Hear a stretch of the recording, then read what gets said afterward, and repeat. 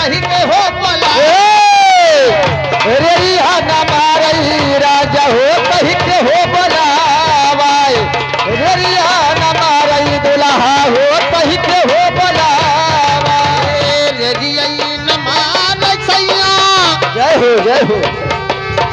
अरे हो कही के बोला वही हो कही के हो बोला हो कही के हो बोला चाय के बजरिया से मिठैया लेके आवे चाय के बजरिया से मिठैया लेके आवे चाय के बजरिया से मिठैया लेके आवे चाय के बजरिया से मिठैया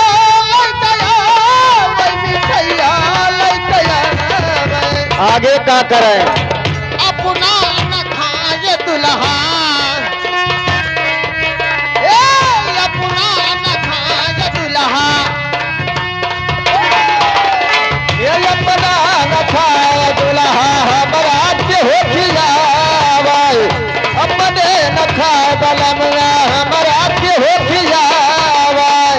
अपने न खाए बलमवा हम खियावै हो खियावै कुठली तैयारी यारी का करें बतावत है हो एक कई कहे अब कायल हुआ कुठली तैयारी यारी कोनरी बिछावे कुठली की यारी यारी गोदरी बिछावाय कुठली की यारी यारी गोदरी बिछावाय कुठली तैयारी यारी कोनरी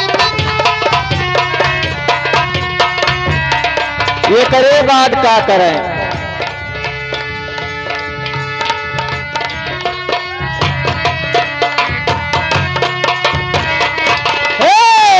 हम झोलनिया हमारे नैहर का हो निशाने हम झोलनिया हमारे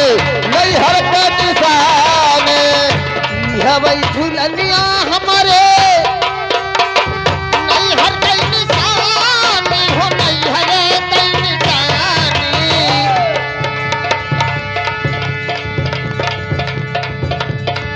अब का करें बतावत है हो लास्ट हवई झुलनिया हमारे नैहर के निशानी हो नैहर के निशानी झुलनी पहनाई सैया का करें अरे राजा हो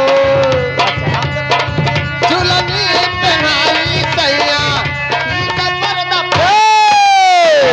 झुलनी पहिराई सैया ठीक पर्दा पाने झुलनी पहिराई सैया ठीक पर